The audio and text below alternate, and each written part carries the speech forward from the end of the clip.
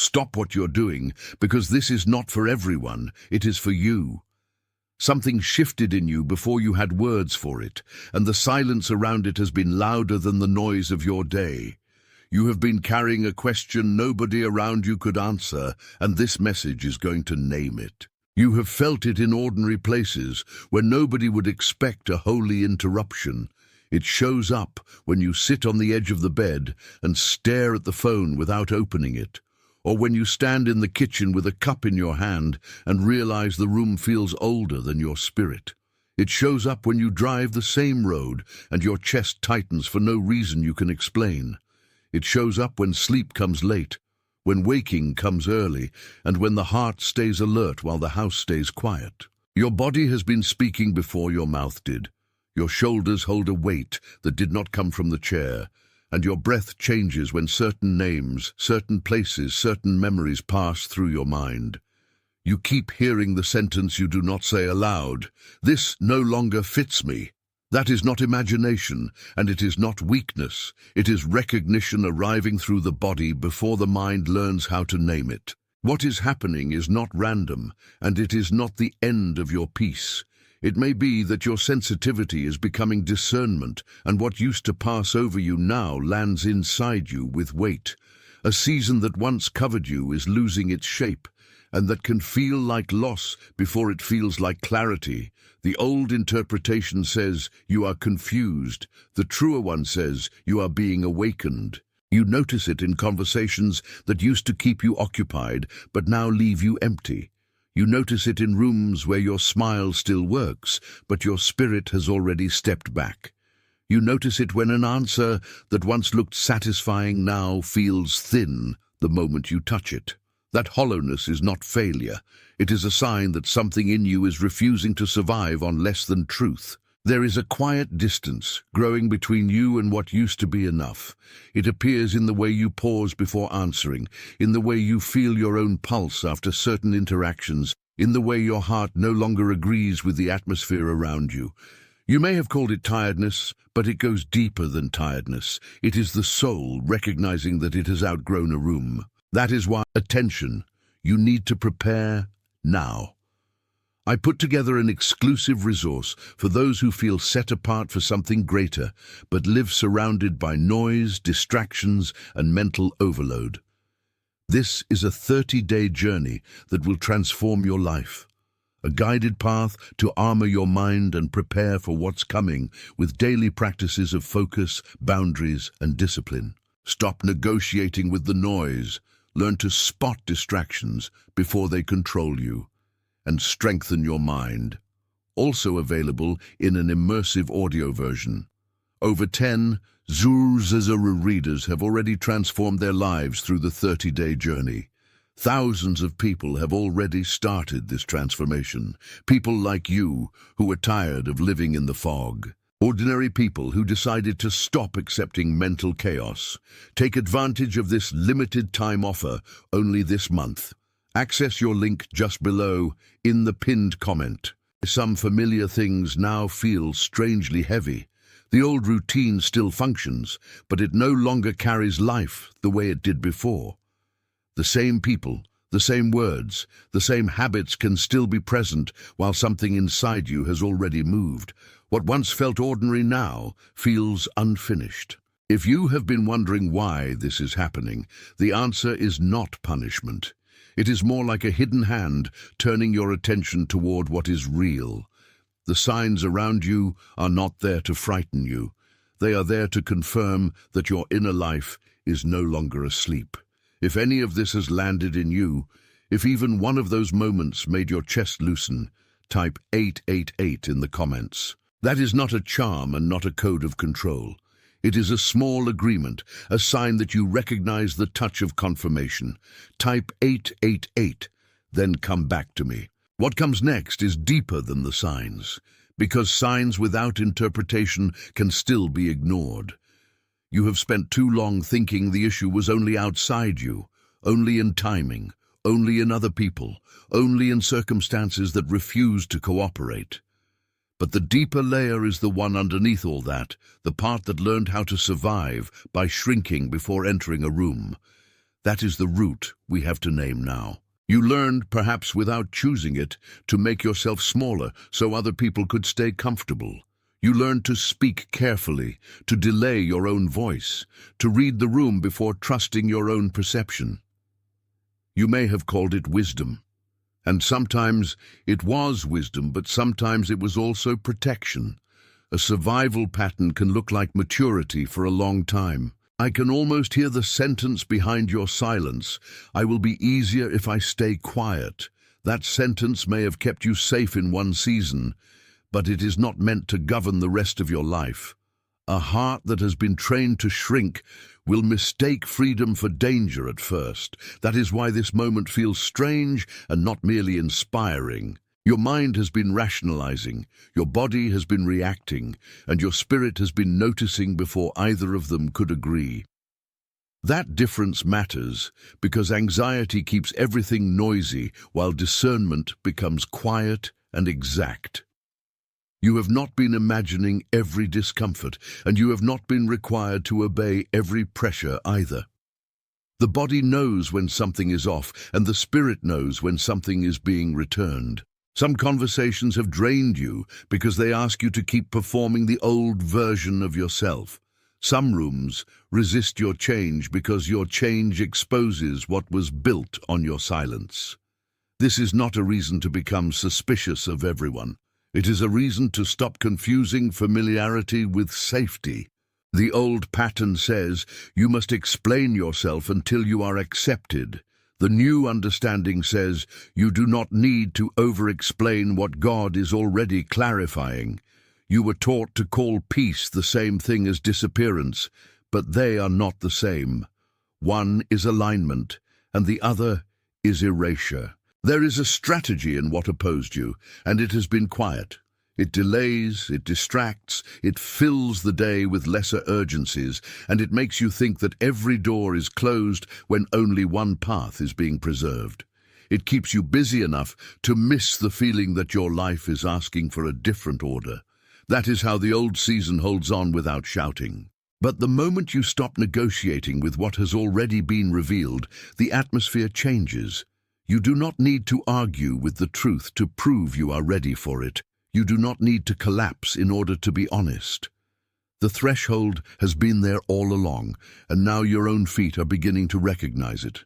Imagine a courtyard with a locked inner gate, the kind built to protect something before the right hour.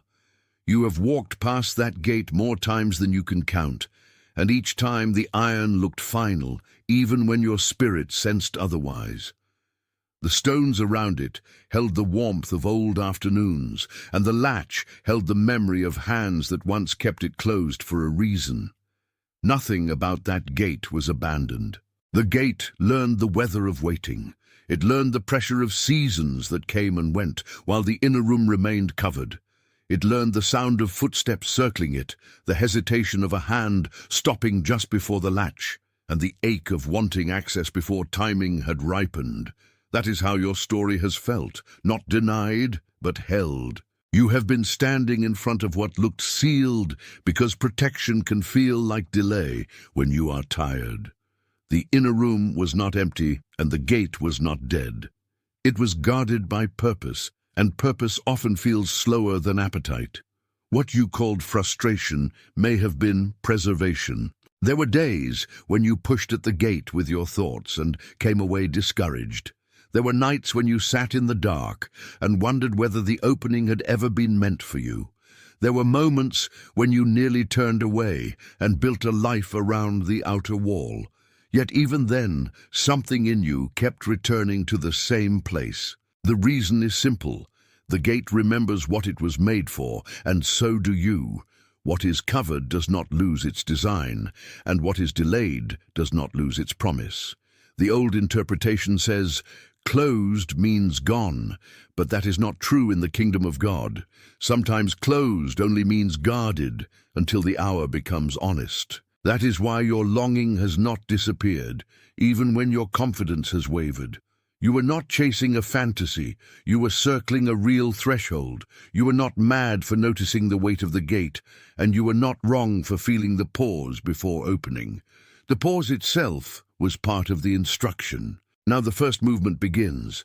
The hinge is no longer only a symbol, it is becoming sound. The hand that kept the gate measured is now loosening its grip, and the space you could not enter is beginning to breathe. If you are feeling that shift, then write Estu pronto in the comments and come back to me. Those words are not a performance. They are the soul answering the first crack of opening with readiness. Write Esto pronto and return here, because what follows is not about forcing the gate, but about recognizing what has been waiting behind it. The deeper truth is that the gate was never the only thing being guarded. Your own heart learned the same posture, keeping certain rooms shut so disappointment could not rush in and take everything. You became skilled at waiting without expecting too much, at hoping quietly, at standing near the edge of your own life. That skill protected you, but it also kept you from receiving. You see it now in the way you hesitate before beginning again. You see it when you sit at the desk with a notebook open and your hand still does not move. You see it when the message remains unsent, when the prayer remains unspoken, when the decision remains suspended in the throat. That hesitation is not laziness. It is a gate that learned caution. The pattern did not start as rebellion. It started as survival, maybe in a season when speaking up cost too much, or when being seen invited more pain than comfort. So you learned to circle, to wait, to hold back, to keep one part of yourself behind the wall. That was adaptation, and adaptation can become a prison once the season changes. The cost is not only delay, it is the quiet erosion of trust in your own movement. When you live too long at the gate, you begin to doubt whether there is anything worth entering. You start measuring your life by what has not opened instead of by what has been preserved.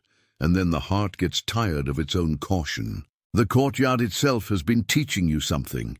The gate does not open because you panic. It opens because the hour matches the purpose. The same is true for your spirit. You do not force what has been sealed for timing, but you also do not stay outside when the latch begins to release. That is why obedience now matters more than explanation. You may have spent years treating silence as safety, but silence can become a room with no windows if it is never answered. The gate, the courtyard, the wait, the hush, all of it has been saying the same thing in different language. Something in your life was being kept until your heart could carry it without breaking. That is a different kind of mercy. The next movement is not louder. It is more exact. The gate does not rush, and neither should you, but the sound of opening is real, and once you hear it, you cannot unhear it. What was covered is beginning to show its edge. Inside the courtyard, there is an old lamp, covered for too long, and the cloth over it has gathered dust from seasons that passed without ceremony. The lamp was not broken.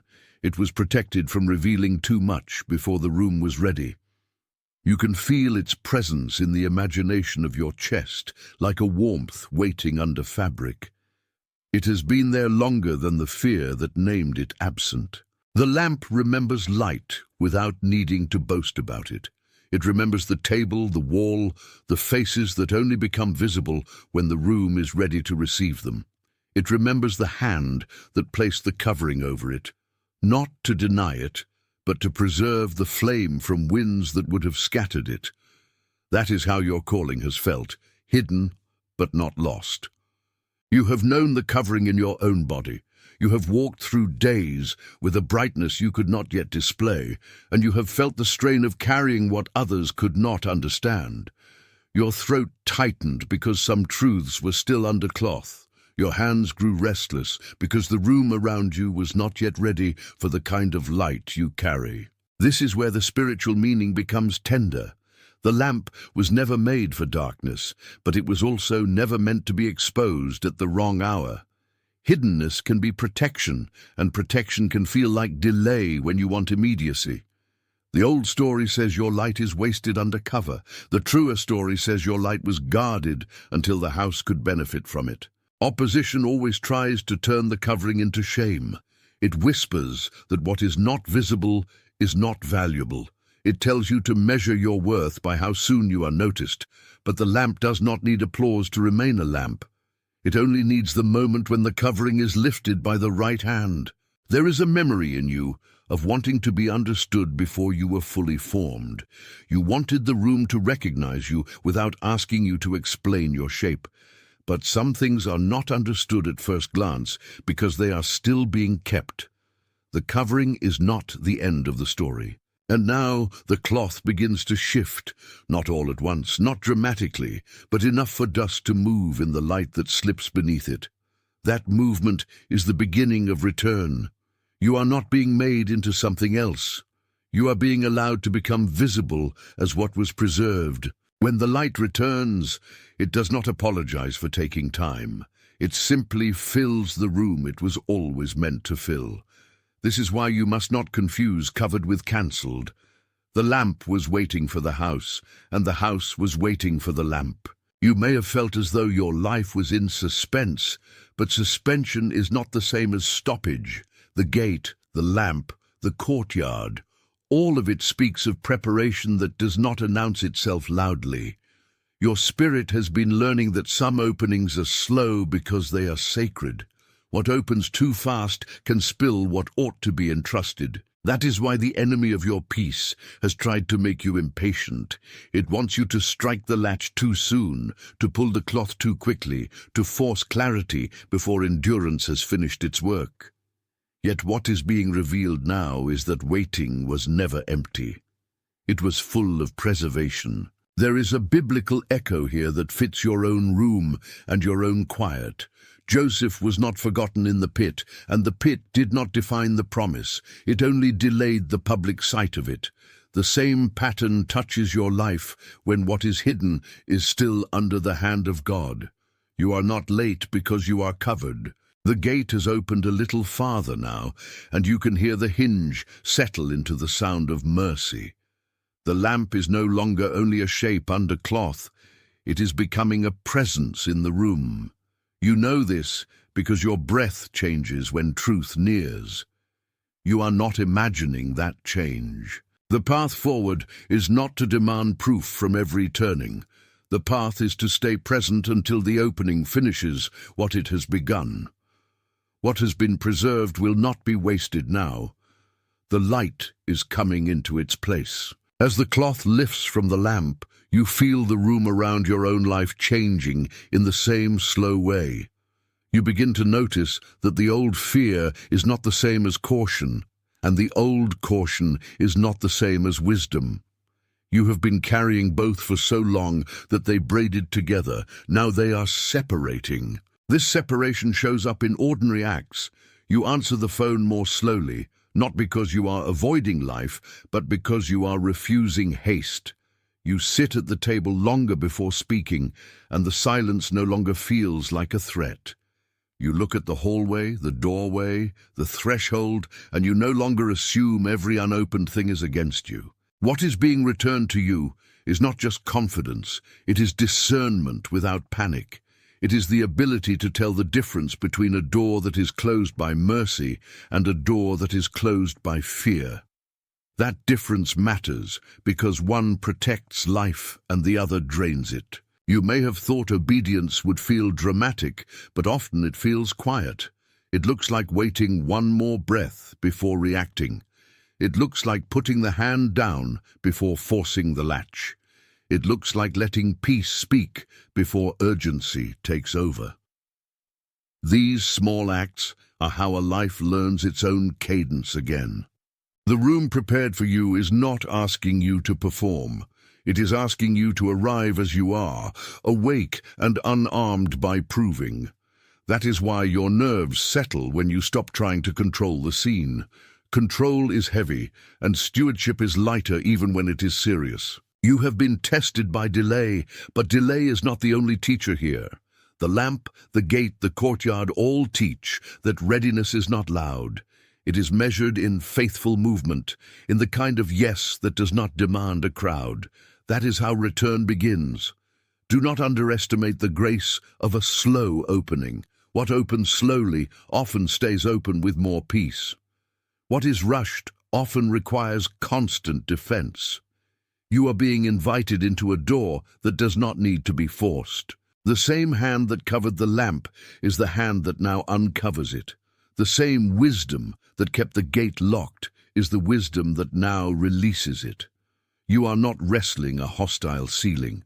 You are standing under a timing that has finally matured. That is enough to change the atmosphere. Take a breath with that. Let it settle into the place where you have been bracing for disappointment. The gate is not mocking you, and the lamp is not hiding from you. They are moving at the speed of preservation. If that recognition is landing in you, let your like be an amen and leave it quietly as a sign that you agree with what is being uncovered. The gesture matters because it says you are not resisting the opening anymore. It is a small agreement, but it is real. Let your like be that silent amen, then come back to me, because the next step is not about display, but about delivery. Someone comes to mind as you hear this, and that is not accidental. Perhaps it is the quietly tired one who keeps carrying responsibilities no one sees. Perhaps it is the one who smiles in public and wrestles in private. Perhaps it is the one who has been circling a threshold for a long time, unsure whether there is still room for them to enter. Share this with that person, because their gate may also be loosening in hidden ways. You are not sharing hype. You are delivering a mercy. There is a difference between noise and nourishment, and what you carry now has the scent of nourishment. You are not required to explain why their face appeared in your mind. You only need to trust that some recognitions are meant to be passed along. Maybe the person you thought of has been living with their lamp covered too long. Maybe their shoulders have learned the same language of caution that yours did. Maybe they are one conversation away from remembering that what was preserved can also be restored. That is why sharing is not interruption here, it is care.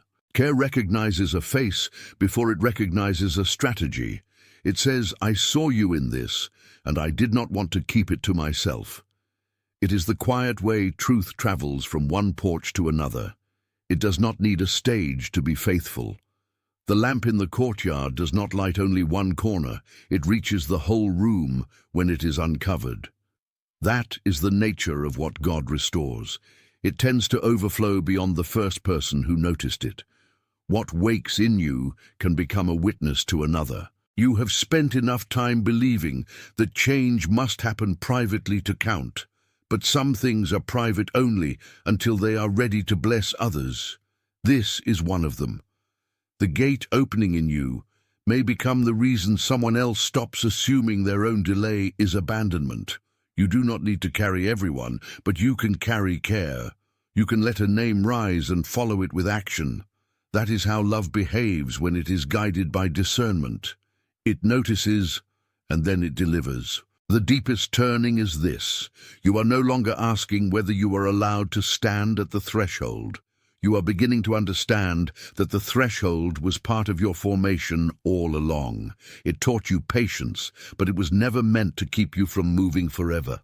Now movement is becoming possible. Movement is. Write you so Escolido in the comments if this has been forming in you all along, because naming it confirms what has been maturing in silence. This is not a wish you are trying to force into the air. It is a declaration that recognizes what has already been written into your becoming. Write eu so Escolido and come back to me, because the next breath belongs to the one who receives rather than the one who performs. When you look back now, the signs make a single line instead of scattered fragments. The restless nights, the hollow conversations, the sense that old rooms no longer fit, all of it belonged to the same movement. The gate, the lamp, the courtyard, the covering, the opening, they were never separate stories. They were one story learning how to reveal itself. You can feel how the old interpretation loses power when the pattern is seen clearly. What once looked like rejection now looks like preservation. What once looked like emptiness now looks like preparation. What once looked like delay now looks like the careful mercy of a hand that would not release you too soon. The body remembers this before the mind does. Your shoulders lower when the truth becomes kind. Your breath deepens when you stop calling every closed thing a curse. Your hands become steady when you understand that the same God who covered the lamp is the one who uncovers it. That is why the journey was never about becoming someone else. It was about returning to what was yours before fear taught you to circle instead of enter. The threshold is no longer just something you see. It is something you recognize from inside. That recognition is peace. Your life has been learning the shape of a room it was always intended to inhabit. The process has been slow enough to refine you and strong enough to reveal what remains when performance falls away. You are not less because you waited. You are clearer because you waited. There is a kind of calm that only comes after a gate has opened a little. It does not shout and it does not rush the rest of the house. It simply stands there, true and patient, while the light spreads. That is the calm moving toward you now. You are confirmed in what the silence has been saying. You are remembered in the places where you thought you had to shrink. You are not arriving late to a forgotten room. You are arriving at the hour when the room can finally receive you. You are being steadied. You are being returned. You are not walking into emptiness because the courtyard has held your story more faithfully than you knew. You are not walking into confusion because the lamp was never extinguished. You are walking toward the place where hidden things become visible without losing their holiness. Right now, others are receiving this same quiet recognition across places you will never see. One is standing in a kitchen with the phone down and the shoulders loosening. One is sitting in a car after a long day and suddenly understanding why the old road feels finished. One is in a bedroom at night, hearing the same mercy in the silence. You are part of something that does not need to announce itself to be real. The gate opens for one and touches many. The lamp uncovered in one room lets other rooms know that waiting was not wasted. The threshold becomes wider than the first step because grace has that way of spreading. It meets you where you are and then keeps reaching. You are not being asked to manufacture certainty. You are being asked to receive what has already begun.